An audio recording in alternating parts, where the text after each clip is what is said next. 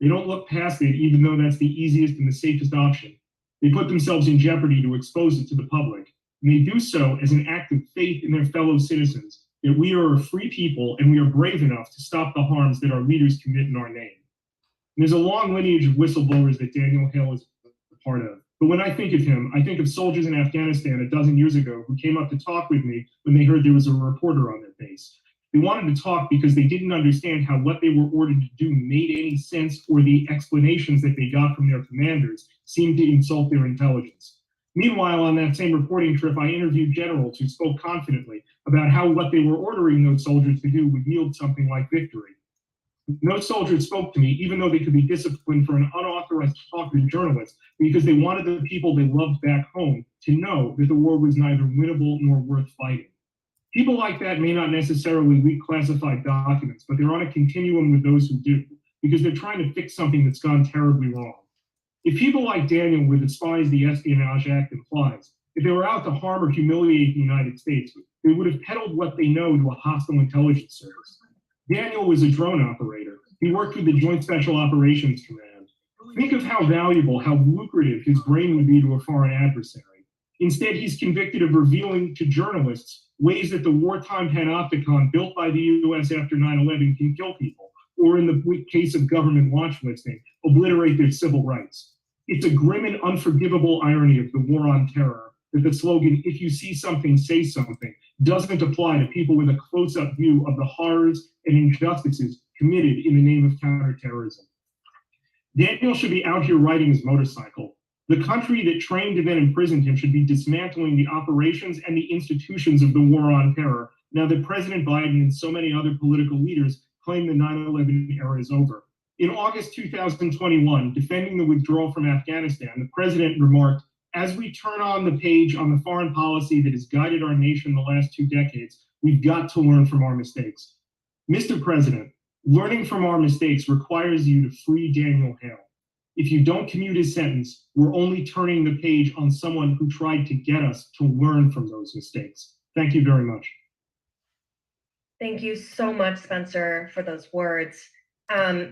I cannot state enough how important this analysis is in a time where forever wars seem to be going on forever. So next up, I would love to bring on attorney and environmental activist Steven Donziger. Mr. Donziger is a lawyer who won a historic $9.5 billion judgment against Chevron for polluting the Ecuadorian rainforest, and later was at the receiving end of legal retaliation by Chevron. Their efforts to silence him resulted in Steven being incarcerated for several months last year. Steven is no stranger to being an activist caught in the crosshairs of the criminal legal system, and is someone whose courage Daniel admires greatly. Thank you so much for your remarks and your time with us, Steven.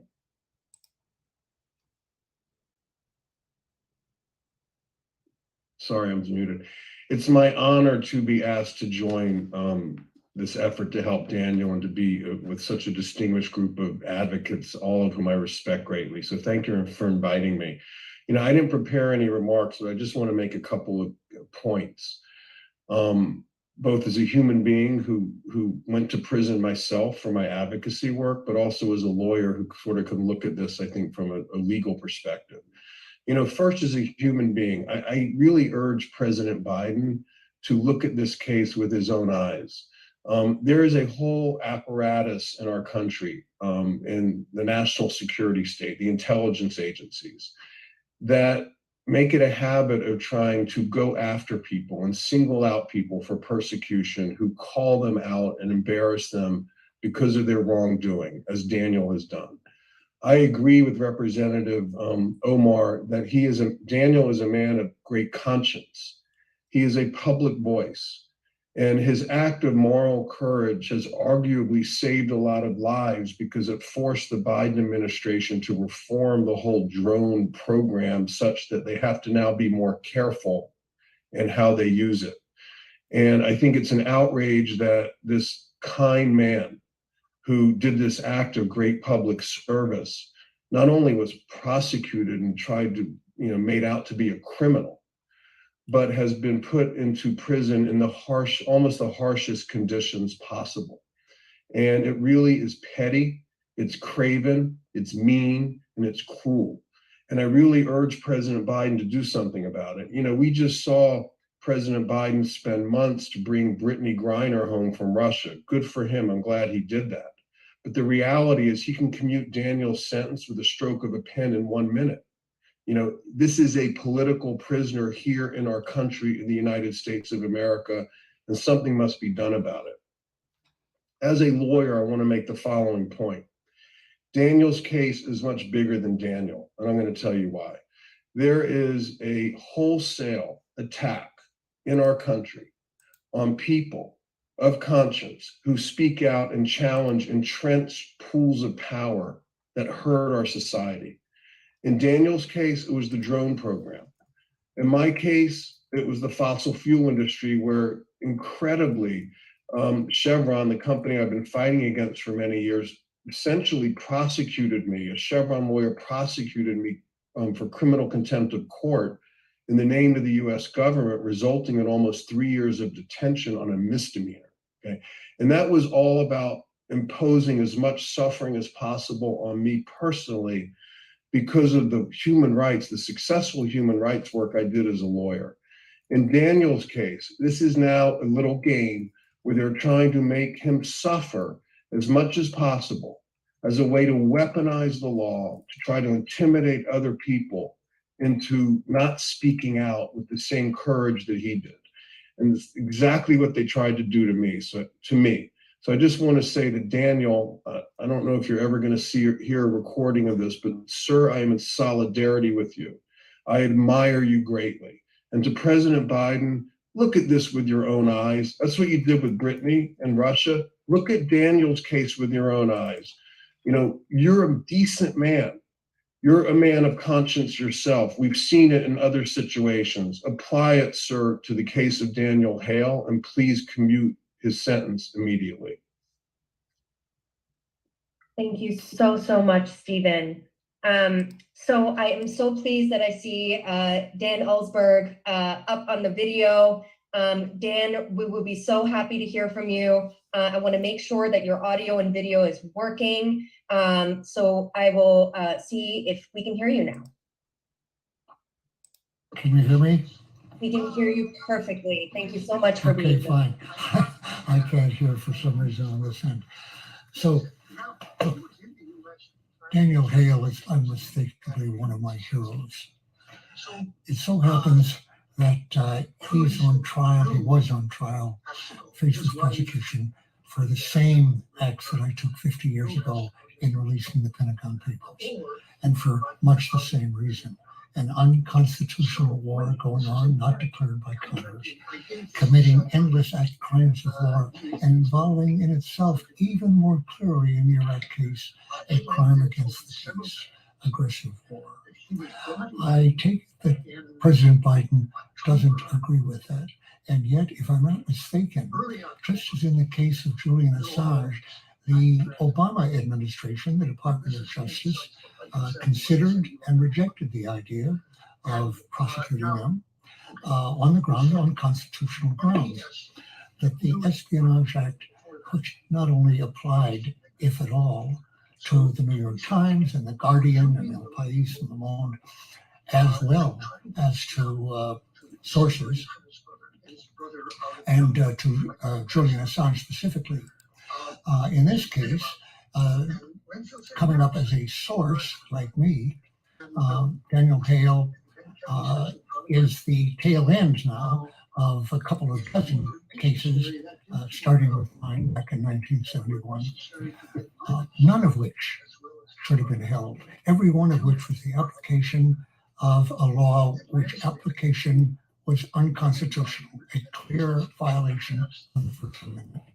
I take it, not being a lawyer, defendant, that President Obama's Department of Justice correctly concluded that that could certainly not apply blatantly to a journalist like Julian Assange, but I don't know whether they would have decided that it applied to me and Daniel as sources.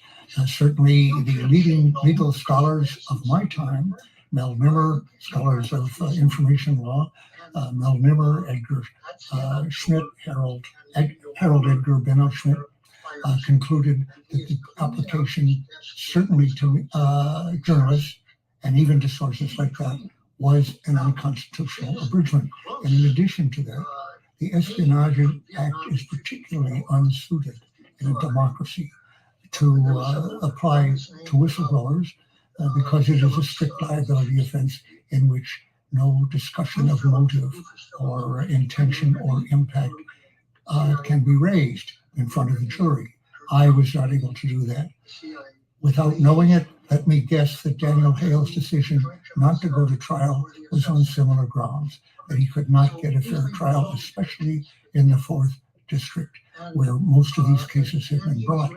And that's why most of those cases have resulted in a plea bargain of some sort, with the defendant wrongly, absolutely wrongly, facing a sentence indefinitely long, any number of counts they want to bring, 10, 20, 30 years, to life, as in my case, 115 years possible. Now, I wanted to challenge that law just a year ago and did so by releasing top secret documents, many more than Daniel Hale did. Haven't heard from the Justice Department yet. And I did that just 2 weeks ago again. And why? Not because I want to be in jail, not because I want to go to trial, which I did not enjoy, not because I want to be prosecuted, because I want to make the strongest case possible for the constitutional basis that Daniel and his lawyers were entitled to, and in the end did not meet, facing prospects that were just too unfavorable. One difference there is that the prospect of a 30-year sentence or a 100-year sentence doesn't mean to me now at age 92 that it did 50 years ago. And they know that there will be no plea bargaining with me. That makes it, of course, much less likely that I will be indicted at all. But in the case of Daniel, I think of him, his activism, not only the leaks which he probably made, but the years of activism denouncing this murderous assassination process of which he had been part, just as I had been part of a crime against the peace in my participation in the Vietnam War at a high staff level, and in my nuclear war planning, a crime against humanity. And not a feeling, in my case, I won't speak for Daniel, a feeling of guilt so much as responsibility, knowing what I did, that it was important to do what I could to end this wrongdoing. And I know that's true for Daniel, and he has done it before. And frankly, he will do it when he gets out. I don't think, I predict that. I very much associate him with a man who was a hero of my youth and that of every other school children in America, his great relative, Nathan Hale. I used to say I was the first American to be tried for giving secrets to Americans since Nathan Hale.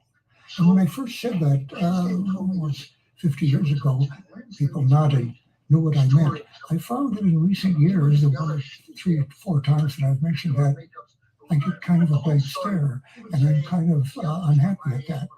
In my day, in grade school, 80 years ago, every school children in America, older than me or younger, knew the last words of Nathan Hale, and was a spy by the British, who was, in fact, the first American, as I say, to be tried for giving secrets to Americans. And the last words were, he gave secrets on the British to the George Washington. When the British felt they owned this country, and Nathan Hale had come to realize that was not the empire he was loyal to. It was a democracy in which later our Constitution makes it impossible to try for treason someone who tells the truth to his or her countrypersons. And had the Espionage Act been amended, or will it be amended, I hope, in the way that I congratulate Ilhan Omar for an excellent set of amendments which would have provided me or Daniel Hale with a fair trial, which neither of us had available to us under the current Espionage Act. But as I say, every school child knew Nathan Hale's last words. after he'd been convicted of treason to King George III. He said, "I regret that I have but one life to give for my country." By the way, as I say that, I realize what it meant, what a new thing it meant for him to say, "my country." He was not referring to the British Empire. He was referring to a country founded in rebellion against that empire, and in which, as I say, truth-telling. I think Ben Franklin was one of the very first whistleblowers, it comes to me, that rewards that. So Daniel Hale should be freed. How many years does President Biden, I say to you, President Biden, think I should have been in prison for releasing the Pentagon Papers? In my case, in virtually every case that's come up here, the revelations by Thomas Tam and then by Ed Snowden on the surveillance, who said, "Oh, if you release those, there will be blood on your hands." The same for the revelations of Chelsea Manning and Julian Assange. And of course, the same for Daniel Hale, with not one scrap of evidence in all of those cases in 50 years of harm to one individual, American or otherwise. So that's just a standard mantra to rationalize the continued secrecy of evidence criminalizing government behavior, as Daniel Hale revealed, clearly criminalizing behavior. I'm not the lawyer here, and I'll just raise it up. You might not call it murder one for all the collateral damage that was done. But when Daniel Hale revealed that only 10% of the people killed in our drone strikes had been targeted individuals, putting aside whether assassination of targeted individuals could possibly be justified under either American law or otherwise. But what about the other 90% killed? It has to be a form of murder. I say as a non-lawyer. In fact, I recently became aware that there is a category of murder called heartless conduct, something like that, that fits very well for here. Certainly manslaughter of various kinds. So he's revealing a murder program, and our country should not be murder incorporated. Thank you, David, for revealing this, and this country will be a better place if every school child and all their parents welcome Daniel Hale back as a hero for freedom as soon as possible and honor what he did and teach children to emulate. Thank you so very much for your kind words and for your continued leadership, courage, and solidarity with Daniel. One of Daniel's restricted calls that he has from Marion, he gets 2 15-minute phone calls a week, and some of them are to Daniel Ellsberg, and I love hearing him just say how inspired and encouraged he is by speaking with you when he gets a window to do so. So thank you so very much. Next up, we'll now hear from Jessalyn Radak, who is an American national security and human rights attorney known for her defense of whistleblowers and journalists. Jessalyn, you have been by Daniel's side since the very beginning, and your companionship and guidance to him has been invaluable. Welcome, Jessalyn. You are currently muted, so. That's what I was saying. I need to unmute myself. I unmuted myself. Okay. I'm trying to get this box to disappear.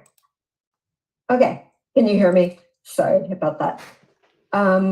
Daniel, most people don't realize that this case against Daniel has been going on for nearly a decade. Search warrants were initially executed back in 2014. I met Daniel in 2014 as someone who has also been under criminal investigation for leaking to the media.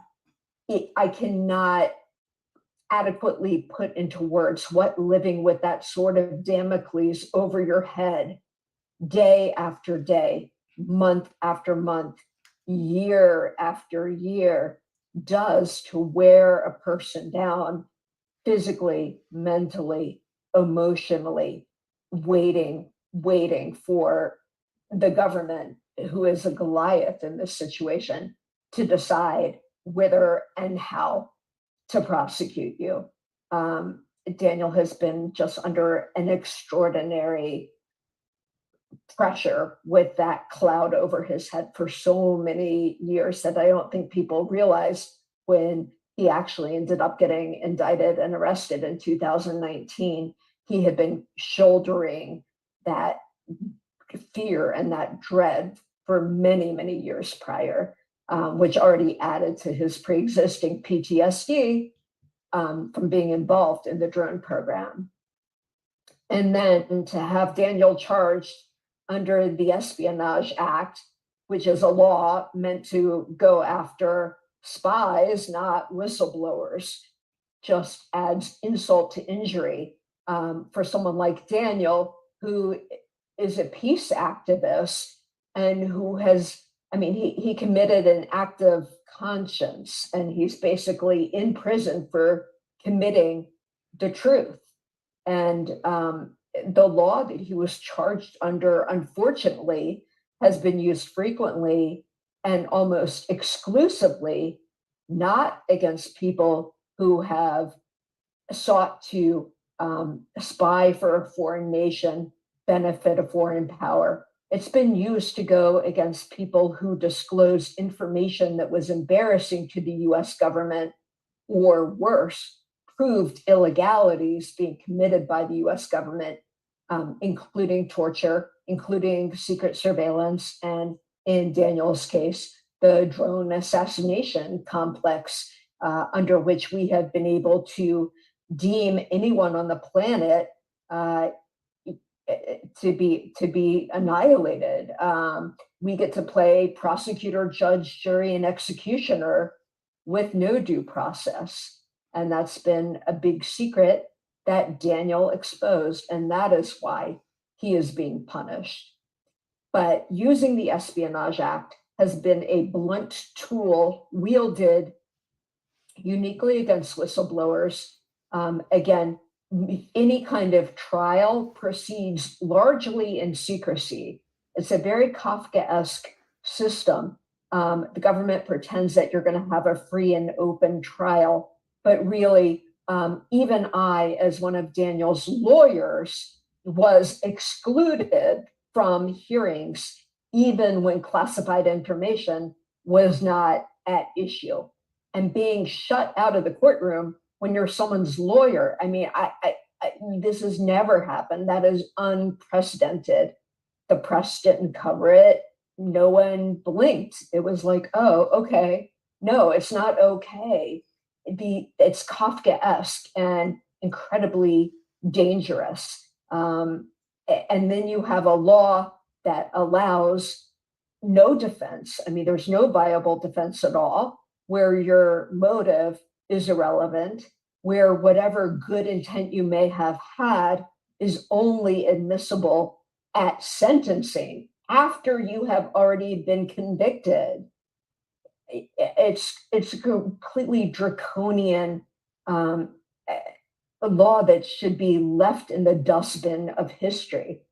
And then to add insult to all the injury already heaped on Daniel, the judge himself realized that Daniel was struggling with psychological issues and physical issues that led to him committing his so-called crime, and that continue to burden him, and recommended that he go to a medical prison where he could get the psychological support that he so desperately needed. The judge had the compassion to do that, and instead Daniel was put in a communications management unit. There were only 2 in the country, and they were designed to house terrorists. And Daniel had no criminal history and was not convicted of a violent crime. But he is in there, most recently with Victor Boot, who just got swapped out in a prisoner exchange, the Merchant of Death. He's in there with people who led the January 6th riots. He's in there with all sorts of criminally violent people, including those who tried to overthrow the country, when Daniel is a very patriotic person who is trying to make our country better and trying to protect innocent human life that was being extinguished without any due process whatsoever. So I urge Biden in the strongest possible terms. I have not seen a more powerful case for commutation. And as a lawyer, as a human rights attorney, as someone who is a whistleblower myself and suffered really heavy-handed treatment for that, I urge the Biden administration to do the right thing, and to go ahead and commute Daniel's sentence so he can get on with his very meaningful and purposeful and kind life that he has demonstrated. And I hope that the administration gives this the close attention that it deserves. Thank you.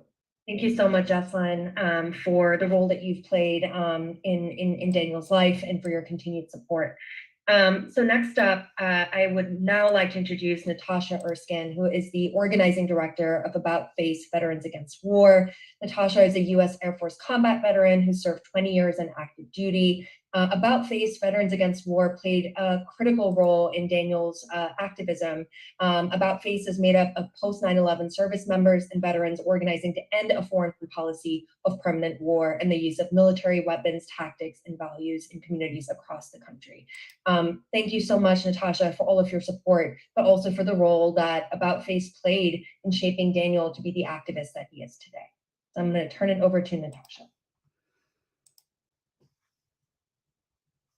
Awesome. Listen, I want to be brief. Just listening on what has already been said. I just want to highlight a few points from my experience. 20 years on active duty, the last 5 of which were spent in Florida at the headquarters for Air Force Special Operations Command. So in real time, Daniel and I were in the same special ops community. It was a time where, with no warning, we saw all of the previous red tape, all of the rules and regulations that, really described restraint and what we wouldn't do. We saw all of that turn into a gray area where we exceeded all of, what I had experienced to be proportionality, to be around, we don't move until we are specific about the intent, about the damage around particular missions. And so without saying too much, I really feel like, what Daniel shared was a public good. In real time, seeing the, communities of airmen, of friends who, started to question, the use of the Reaper and the Predator, the drone program, and to see how it was impacting airmen, and to see how a lot of our, we started seeing moral injury. We started to see folks have combat stress. We started to see a lot of disciplinary, I would say, issues and concerns, issues within families. And we can, correct, for me, I can definitely connect that to, this proliferation of special operations in a way that we really hadn't seen it before. So again, for everyone who's on here, you've heard what was said before me. I would challenge you, if you haven't already done so, to look at the drone papers. I believe you can just probably enter that into Google, read the Afghanistan papers. If you are an anti-war activist or veteran or a family member and understand some of these harms and the moral injury that your family members have come up, with. Learn more, get to understand what is at stake. Here at About Face, we organize our veterans, our Speakers Bureau to speak on this. And again, what Daniel revealed was a necessary good. And I want to, lean in on the Air Force's own core values. This is something that we train airmen from day one.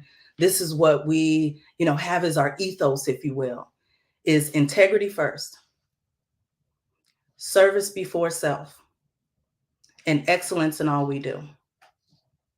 And I just want you to land with that for a moment. It starts with integrity first.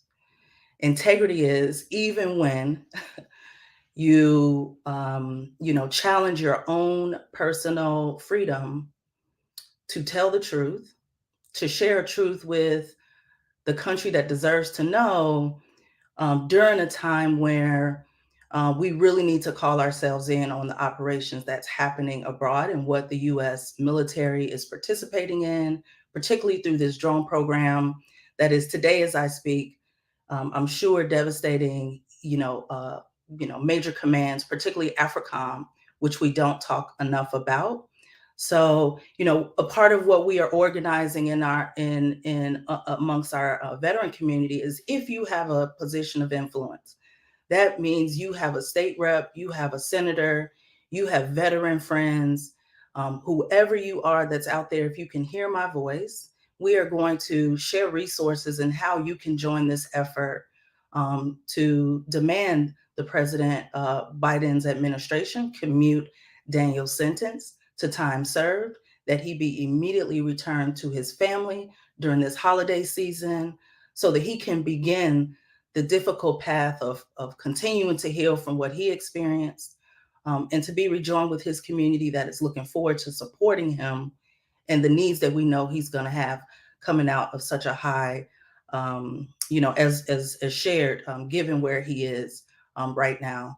So again, my plea is going to be, before I, wrap and end my words here, is that if you are able in any way to sign the petition, to share with your friends, share across social media, if you have the ability to, speak out in any way and invite your friends and your neighbors to do the same, I believe that we will bring Daniel home this year and return him to the community that, again, is really welcome, or really ready to welcome him home. Thanks for hearing me. It's great to be here with everyone. Nora, I'll hand it back over to you. Thank you so much, Natasha. So we're going to wrap this up with a short video from Daniel's sister, Ruth, who is also so eager to be reunited with her big brother. So I'm going to go ahead and just share my screen, and we will hear from Ruth.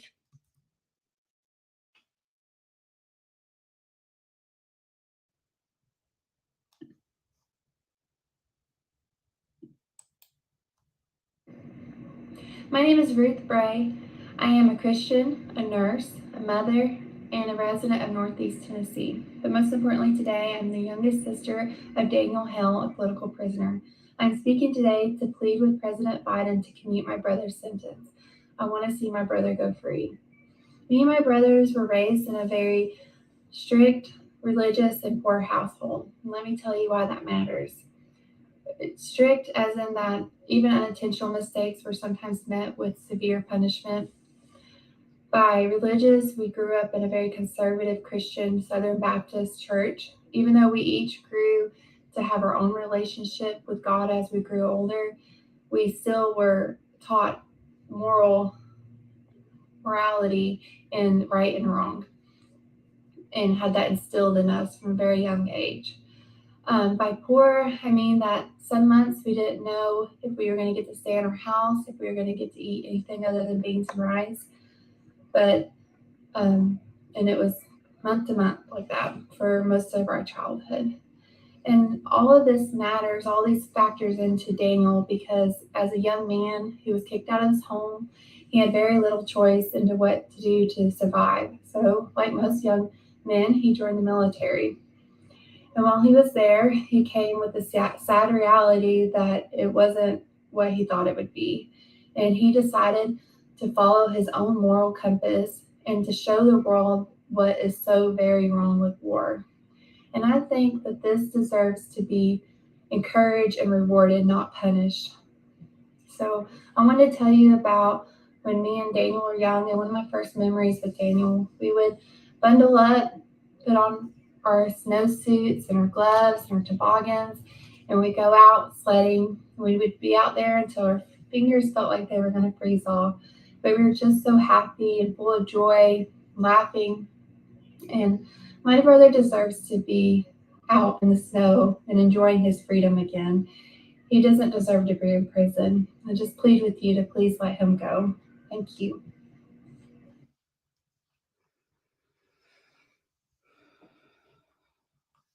Right. Thank you so much, Ruth, and thank you so much to all of our speakers for sharing your morning, your afternoon with us. I know folks are calling in from all over the country. And, I would love to open the floor up for some questions from the audience. I know we have many activists, organizers, journalists that are on the call. So you can go ahead and use that Q&A function and enter your questions.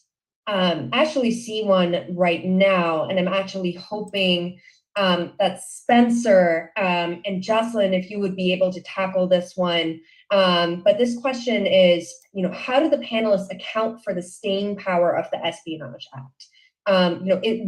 What measures have been made to abolish or change it? So I'm wondering, Spencer, if you want to answer that, and then I think Jocelyn and Dan Ellsberg, both of you obviously can speak to this as well. Sure, thanks very much for the question. I'll leave all the legal stuff to Jesselyn, who knows all that, and I don't. And often is the person I call to try and find out answers to that. I think it's fair to understand the Espionage Act's endurance as deriving from how useful it is to an overweening national security state for easily not just prosecuting people for the acts of truth-telling that extreme circumstances will prompt people of integrity to pursue, but by the way it takes that and turns it into and puts it in a very malicious context. The context of espionage discredits the person committing the thing that is being called an act of espionage, that basically it becomes a way of sort of judoifying the damage for the revelations that the person is trying to reveal, that it's recontextualized as harm against the people when it is in fact a challenge to the state in service of the people. Thank you, Spencer. Jocelyn would love to talk to you about this, and then also to hear from Dan Ellsberg. Sure. The Espionage Act, basically after Dan Ellsberg, it was dormant, not used. It was dormant for some 40 years. There were 3 different prosecutions during that time, but largely quiet until the transparency president Obama decided to dust off this moldy oldie law and wield it against journalistic sources. And unfortunately, that put in place and created precedent for a president that people didn't trust, like Obama, to go even further. And President Trump tripled the number of prosecutions that Obama had already set a record on, and left in place very dangerous precedent that Biden has continued to wield. And it's incredibly unfortunate, and it really should have no place in this century. There are a dozen other laws that could be used to punish unauthorized disclosures of secret information or information that is under one of the 200 levels of classification that our country now has. But this is a very blunt instrument, and that's why the government is using it. Thank you, Jocelyn. Go ahead, Dan. Okay, the law that we're calling the Espionage Act is known by lawyers as 18 U.S.C. 793. paragraphs D and E are the ones that are abnormally used against whistleblowers. When people passed this act first in 1917, just as the First World War was being begun by us, that is our entry into the First World War, and there was a great flap about possible German saboteurs, which was aimed at. The Congress people all said, we do not want a British Official Secrets Act. Now, which would criminalize any and all release of, they didn't use the word classified then, but they put it information related to national defense. And as a strict liability law, which the British have always applied to journalists as well, number of cases. They had for a time a public interest defense, and then when that got Clive Ponting freed, acquitted by the jury, they changed that so that you couldn't use that. I mentioned earlier Nathan Hale, whom Daniel Hale mentioned in his wonderfully moving statements to the judge and letter to the judge and sentencing statement, which I urge everyone listening to this program to read. It's an inspiring piece. He referred to that, and it occurred to me, I mentioned earlier the ambiguity about my country when Daniel Hale was saying, in effect, that he was risking his life and prepared to do so for his country and my country. It occurred to me that our country is not quite the same as that the prosecutors imagine themselves to be living in. Ours is one that has a First Amendment, which Nathan Hale helped get us along with George Washington. So the British Empire, which Nathan Hale's prosecutors believed Nathan belonged to, as he did, and he disagreed, that British empires need an Official Secrets Act because all empires, including our own and everyone, does inhumane acts and aggressive acts that they would prefer to keep from the consciences of their own people and their own courts. And you need it for that. If you want to be an empire, you need that. Well, in theory, in rebelling against empire, Nathan Hale believed in a country that would come to have a First Amendment, as well as the Declaration of Independence, and as well as a constitution that gives the power of declaring war and actually starting a war exclusively to Congress, one of the few countries in the world that does that. And that's what makes us a republic in particular, rather than a monarchy, and what Daniel was trying to reveal, that the executive branch, the president, is not above the law, that Nixon was wrong when he said when the president does it, it's not illegal. That's what we were against. Now, the Espionage Act has amendments for it have come up. Ro Khanna has a set of amendments right now that apply in particular to journalists, excluding journalists. Ilhan Omar's amended Espionage Act, I think, goes much further and is better, I would say, in protecting whistleblowers and providing for a public interest defense. But our country is the country of the First Amendment. It is being virtually rescinded. If Julian Assange is actually convicted, you don't really have a First Amendment if the Supreme Court were to uphold that. And I'm saying the same applies to Daniel Hale right now. So yes, it should be amended. And the question was, by the way, why hasn't it been? And answer from the point of view of the executive branch, when they realized that they could get plea deals, that the Supreme Court was not ruling on this case at all, was not throwing out the Espionage Act, it was better for them, more restrictive than the British Official Secrets Act. And people like Shelby, Senator Shelby, who had been pressing for an Official Secrets Act, dropped their effort. And Ashcroft, Attorney General Ashcroft, dropped their effort when they realized if we can get away with using the Espionage Act for non-espionage cases, that was the first year. Daniel Hale is not proved. None of these people have been described as spies, really, by their prosecutor, although editorials and people rhetorically use that term. But these are non-espionage cases. It's absolutely not just inappropriate, but unconstitutional to use it in these terms. And the executive must be reproved on that score by Congress. So much, Dan Ellsberg, Jocelyn, and Spencer, for your words in answering that question. We have a few more in the chat. And one of them is about, who in the Biden administration might we be pressuring on this? What departments, agencies, people? So I will say the answers to that is appealing if you have a warden or have an ear to the White House and to the president himself. That is the most effective and direct way to apply pressure. People can also actually write to the pardon office in support. That's another option to do, and we will send you that. We will send you that information as a follow-up. Donica, our dear friend from Code Pink, Women for Peace, is also dropping in the chat some important links, including one to write to your member of Congress directly. And again, if folks want to coordinate and amplify pressure, especially with Congress, we will provide that information so you can get plugged in after this as well. Another question is, can you tell us a little bit more about Daniel and the CMU? So I will drop in the chat a link that the Center for Constitutional Rights, who have also been strong supporters of Daniel, have been working very hard to dismantle these Kafkaesque communications management units for a long time.